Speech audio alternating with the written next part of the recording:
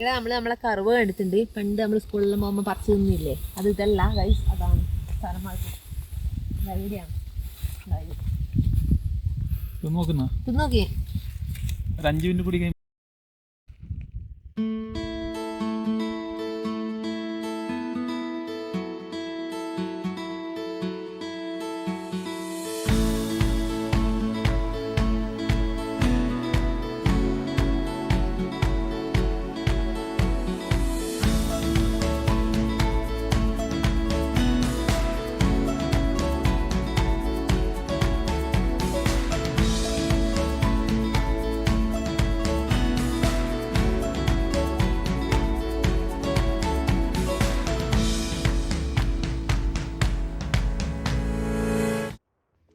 നാല് ദിവസത്തെ മൂന്നാർ യാത്രയിൽ 2 ദിവസം കഴിഞ്ഞ് 3-ാം ദിവസം എവിടെ പോകണം എന്നതിൽ നമുക്ക് കുറച്ച് കൺഫ്യൂഷൻസ് ഒക്കെ ഉണ്ടായിരുന്നു.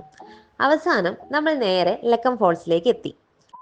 മൂന്നാറിൽ നിന്ന് മറയൂരിലേക്കുള്ള പാതയിൽ 24 കിലോമീറ്റർ അകലെയും മറയൂരിൽ നിന്ന് 16 കിലോമീറ്റർ അകലെയുമാണ് മൂന്നാർ വനം വന്യജീവി വകുപ്പിന്റെ കീഴിൽ വരുന്ന ലക്കം വാട്ടർഫോൾസ് സ്ഥിതി ചെയ്യുന്നത്.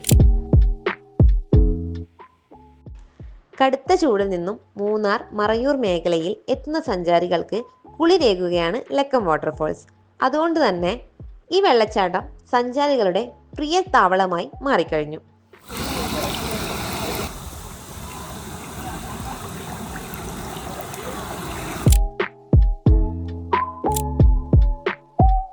ഫോറസ്റ്റ് ഡിപ്പാർട്ട്മെന്റ് ആണ് ഇതൊക്കെ നോക്കി നടത്തുന്നത്. അതുകൊണ്ട് തന്നെ അവരുടേതായിട്ടുള്ള ഒരു റെസ്റ്റോറൻറ്റും ഒക്കെ നമ്മൾ കയറുമ്പോൾ തന്നെയുണ്ട്. നമ്മൾ ലക്കം ഫോൾസിലേക്ക് നേരെ അടുത്ത് വന്നേ അവിടെ ഒത്തിരി നമ്മൾ ഫുഡൊന്നും കഴിച്ചിലേക്ക് ഒരു വൈകുന്നേരം 4 മണി 4:30 നമ്മൾ ഫുഡ് കഴിക്കാൻ പോയി. നമ്മൾ വരുന്ന സമയത്ത് ഒരു തുടങ്ങിയ സമയത്ത് നമ്മൾ 2:30 ആയി ഇവിടെ എത്താൻ വേണ്ടി 2:10 പിന്നെ നമ്മളിവിടെ ഒരു മാഗിയും കഴിച്ച് നമ്മൾ നേരെ കയറിയതാണ്. അപ്പോൾ അത് കഴിഞ്ഞ് നമ്മളൊരു 4 മണി വരെ ഇവിടെ ക്ലോസ് ചെയ്യും 4 മണിക്ക്. പക്ഷെ അതിൽ കൂടുതൽ പേരെ എക്സ്റ്റൻഡ് അവിടെ നിൽക്കുന്നുണ്ട്. പക്ഷേ നമ്മൾ കുറച്ചുകൂടി കൂടി അവിടെ നിന്ന് നല്ലോണം എൻജോയ് ചെയ്ത് ഇപ്പം നമ്മൾ ഫുഡ് കഴിക്കാൻ വേണ്ടിയിട്ട് ഇവിടെ തന്നെ ഇല്ല, ഇവരെ തന്നെ റെസ്റ്റോറൻറ്റിൽ വന്നിട്ടുള്ളത് ഇവരെ ഫോറസ്റ്റ് ആൾക്കാരെ. നല്ലൊരു ആംബിയൻസ് ആണ്. ഫുഡ് എന്ന് പറയുന്നത് ഇപ്പോഴും നാവിൽ അതിന്റെ ടേസ്റ്റ് അതുപോലെ നിൽക്കുന്നുണ്ട്. അത്രയും ടേസ്റ്റി ഫുഡായിരുന്നു. നമ്മളെ സാധാരണ ചോറും കറിയും ചമ്മന്തിയും ഒക്കെ ആയിരുന്നു. പക്ഷെ എന്താ പറയാ, ഭയങ്കര നമ്മളൊരു വീട്ടിൽ കയറി പോയിട്ട് അവിടെ നിന്ന് കഴിക്കുന്ന ഒരു ഫീലായിരുന്നു നമുക്ക് തോന്നിയിട്ടുണ്ടായിരുന്നത്. പിന്നെ അവിടെ നിന്ന് ചോദിച്ചപ്പോൾ പറഞ്ഞത് അവിടെയുള്ള ലോക്കലായിട്ടുള്ള കുറെ ആൾക്കാരെ അവരിങ്ങനെ സ്റ്റാഫായിട്ട് വെക്കും അവിടെ എന്നൊക്കെ ആയിരുന്നു പറഞ്ഞിട്ടുണ്ടായിരുന്നത്. അങ്ങനെ നമ്മൾ ഏട്ടനെ പരിചയപ്പെട്ടിട്ടുണ്ടായിരുന്നു. ശക്തി എന്നായിരുന്നു പേര്. ദേ ഈ പുറകിൽ നടന്നു പോകുന്നത് കണ്ടോ, അതാണ് ശക്തി ചേട്ടൻ. ആ ചേട്ടൻ നമ്മളെ കൂടെ എന്താ പറയുക, ഒരു നമ്മളെ വീട്ടിലെ ഒരു ബ്രദറിനെ പോലെ ഇങ്ങനെ വന്നിട്ട് നമ്മൾ ബസ് കയറുന്ന വരെ നമ്മുടെ കൂടെ തന്നെ നിന്നിട്ടുണ്ടായിരുന്നു. അങ്ങനെ അടിപൊളിയായിട്ടുള്ള ഒരു എന്താ പറയുക, നല്ല മനുഷ്യരുള്ള ഒരു സ്ഥലമാണ്. അടിപൊളിയായിരുന്നു ലക്കം ഫോൾസിലെ ആ ഒരു ഡേ എന്ന് പറയുന്നത്. മൂന്നാറിലുള്ള നമ്മളുടെ അവസാനത്തെ ദിവസമാണ് ഇന്ന്. അപ്പം നമ്മളുടെ കൂടെ ഉണ്ടായിരുന്നവരൊക്കെ പോയി. ഇനി നമ്മൾ 2 ആളും മാത്രമേ ഉള്ളൂ. അപ്പോൾ ഒരു ദിവസം കൂടി ഇവിടെ എൻജോയ് ചെയ്ത് കുറച്ച് സ്ഥലങ്ങളിലൊക്കെ ഒന്ന് കറങ്ങണം എന്നുണ്ടായിരുന്നു. അപ്പോൾ നമ്മൾ കുറേ ട്രൈ ചെയ്തിട്ടുണ്ടായിരുന്നു നൈറ്റ് എവിടെന്നെങ്കിലും ഒരു ബൈക്കൊക്കെ റെൻറ്റിൽ കിട്ടുമോയെന്ന്. പക്ഷെ നമ്മൾ വിളിച്ചു ചോദിച്ചവരൊക്കെ പറഞ്ഞു ഇല്ല, ഇപ്പോൾ റെൻറ്റിൽ കൊടുക്കുന്നില്ല, ഓൾറെഡി ഫീൽഡ് ആണ് എന്നൊക്കെ പറഞ്ഞിട്ടുണ്ടായിരുന്നു. ലാസ്റ്റ് നമുക്ക് രാവിലെ നമ്മളൊന്ന് വിളിച്ചു ചോദിച്ചപ്പോൾ ഒരു സ്ഥലത്ത് ഉണ്ടെന്ന് പറഞ്ഞ് നേരെ അവിടം വരെ പോയി റെൻറ്റിൽ ബൈക്കും എടുത്തിട്ടാണ് നമ്മൾ നേരെ പിന്നെ യാത്ര തുടങ്ങിയത്. ആദ്യം തന്നെ നമ്മൾ പോയിരുന്നത് ടോപ്പ് സ്റ്റേഷനിലായിരുന്നു. അവിടെ പോയിട്ട് ഒന്ന് വ്യൂ ഒക്കെ കാണാമെന്ന് വിചാരിച്ചു. നമ്മൾ വിചാരിച്ചത് ഒരു മൺഡേ ആയിരുന്നു, വർക്കിംഗ് ഡേ ആയിരുന്നു, അധികം ആൾക്കാരൊന്നും ഉണ്ടാവില്ല എന്നായിരുന്നു. പക്ഷെ ഒരുപാട് ആൾക്കാരുണ്ടായിരുന്നു. ഇവിടെ നമുക്ക് ഓൾമോസ്റ്റ് എല്ലാം കാണാൻ പറ്റുന്നുണ്ട്. ചുറ്റും മലകളും കുറേ ചെടികളും പുല്ലുകളും മരങ്ങളും എല്ലാം ഉണ്ട്.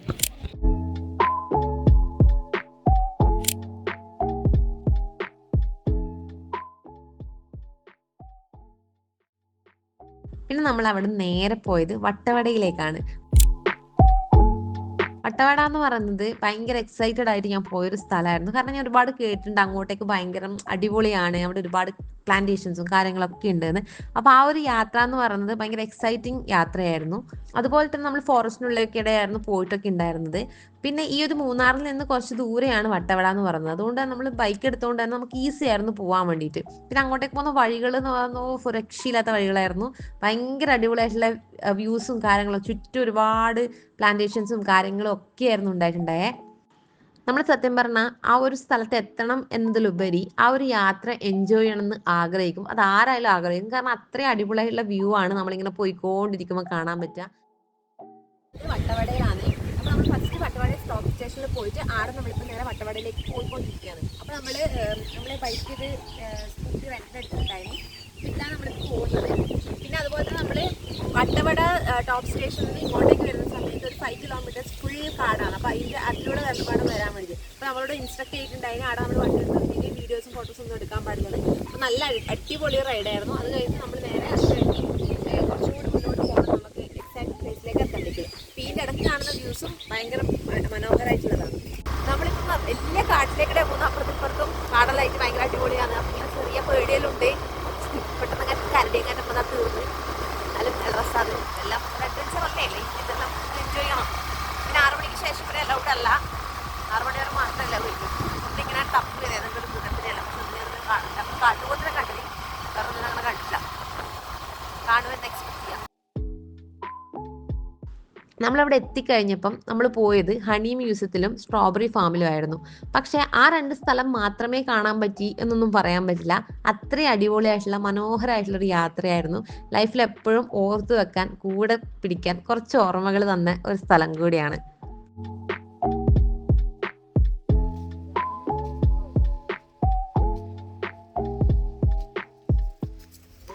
സൈഡിൽ ഫുള്ള് ഇങ്ങനെ സ്ട്രോബെറീസ് ആണ്. അപ്പോൾ നമ്മൾ സ്ട്രോബെറി ഫീസ്റ്റ് കാണാൻ വേണ്ടിയിട്ടുള്ളത്.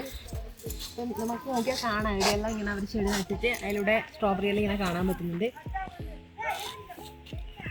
നല്ല ചുവന്ന കളറിലുള്ള സ്ട്രോബെറീസ് എല്ലാം ഇടക്കിടക്ക് കാണാൻ പറ്റും. ഹണി ബീനൊക്കെ ചെറുപ്പം തൊട്ട് നമ്മൾ കാണുകയും അറിയുകയൊക്കെ ചെയ്യുന്നുണ്ടെങ്കിലും അവരുടെ കഥ എന്ന് പറയുന്നത് ഭയങ്കര അടിപൊളിയാണ്. അതിവിടെ വന്നപ്പോഴാണ്, ഇവർ എക്സ്പ്ലെയിൻ ചെയ്ത് തന്നപ്പോഴാണ് നമുക്ക് കൂടുതലായിട്ട് മനസ്സിലാക്കാൻ പറ്റിയത്. അതൊക്കെ ഇവിടെ പോയപ്പോൾ നമുക്ക് ഒരുപാട് രീതിയിലുള്ള ഇൻഫർമേഷൻസ് കിട്ടിയിട്ടുണ്ടായിരുന്നു. തേനീച്ച കൂടാണ് നമ്മളിവിടെ സെറ്റ് ചെയ്തിരിക്കുന്നത്. തേനീച്ച കൂട്ടിന് 3 തരം പീസ് ഉണ്ടാവും. മെയിൽ പീസ് ഉണ്ടാവും, ഫീമെയിൽ പീസ് ഉണ്ടാവും, ആൻഡ് ഇമ്പോർട്ടൻറ്റ് ക്യൂൻബി ഉണ്ടാവും. ഈ ക്യൂൻബിക്ക് മറ്റ് 2 പീസിനെ അപേക്ഷിച്ച് വലിപ്പം കുറച്ച് കൂടുതലായിരിക്കും. ഈ മെയിൽ പീസ് ഡ്രോൺ എന്നാണ് പറയുക, മടിയന്മാരാണ്, ഒരു പണിയും ചെയ്യത്തില്ല. ഈ ഫീമെയിൽ പീസ് കൊണ്ടുവരുന്ന ഹണിമത്തെ കഴിച്ചേർക്കലും ഈ റാണിയുമായിട്ട് മീറ്റ് ചെയ്യലും അതോടുകൂടി ചത്തുവാണ് male bees. Female bees worker പീസാണ്. കൂട്ടിലെ എല്ലാ വർക്കും ചെയ്യുന്നത് അവരാണ്. ഒരു കൂട് ഉണ്ടാക്കുന്നത്, ഹണി കൊണ്ടുവരുന്നത്, കൂടിനെ സംരക്ഷിക്കുന്നത്, റാണീനെ ഉണ്ടാക്കിയെടുക്കുന്നില്ല ഫീമെയിൽ പീസ് തന്നെയാണ്. ഈ റാണീനെ എങ്ങനെയാണ് ഈ ഫീമെയിൽ പീസ് ഉണ്ടാക്കിയെടുക്കുന്നതെന്ന് ചോദിച്ചാൽ ആദ്യമേ ഒരു സ്ട്രോങ് ആയ ഒരു സെല്ലിൽ നിന്ന് സെലക്ട് ചെയ്യും. അതിനകത്ത് ഹണി, പോളൻ, അതിൻ്റെ കൂട്ടത്തിൽ അവരുടെ 2 കൊമ്പില്ലേ, ഇത് അവരുടെ 2 ഗ്രന്ഥികളാണ്. ആ ഗ്രന്ഥികളിൽ നിന്ന് ഉണ്ടായി വരുന്ന ഒരു ദ്രാവകം റോയൽ ജെൽ എന്നാണ് പറയുക. ആ റോയൽ ജെൽ ആ ഒറ്റ സെല്ലിൽ മാത്രം അവർ ഫില്ല് ചെയ്ത് കൊടുക്കും. അപ്പോൾ ആ സെല്ലിൽ ഓൾറെഡി ഒരു തേനീച്ചയുടെ മുട്ട വരുന്ന ലാർവ ഉണ്ടാവും. ആ ലാർവ ഈ ഹണി, പോളൻ, റോയൽ ജെല്ലെല്ലാം ഫീഡ് ചെയ്ത് ഒരു 16 ദിവസം ആകുമ്പോഴത്തേക്കും ഒരു സ്ട്രെങ്ത് ഉള്ള ക്യൂൻബിയായി മാറുന്നു. അതായത് ഒരു ദിവസം 2000 മുട്ടയിടാനുള്ള കപ്പാസിറ്റി ആ ക്യൂൻബിക്ക് ഉണ്ടാവണം. ആ കപ്പാസിറ്റിയിൽ ഇല്ലെങ്കിൽ ഈ ഫീമെയിൽ ബിസ്തനിൽ നശിപ്പിച്ച് വീണ്ടും റോയൽ ജെല്ല് പ്രൊഡ്യൂസ് ചെയ്ത് വേറൊരു പുതിയ ക്യൂനെ ഉണ്ടാക്കിയെടുക്കുകയാണ് ചെയ്യുന്നത്.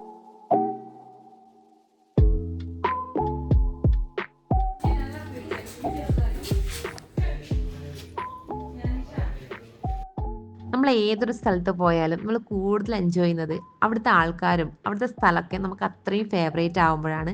അങ്ങനെ ഫേവറേറ്റ് ആയ 4 ദിവസമായിരുന്നു എനിക്ക്. അത്രയും അടിപൊളിയായിരുന്നു നമ്മുടെ മൂന്നാർ യാത്ര. അപ്പം ബാക്കി വിശേഷങ്ങളുമായി നമുക്ക് നെക്സ്റ്റ് വീഡിയോ കാണാം. അതുവരേക്കും ബൈ ബൈ.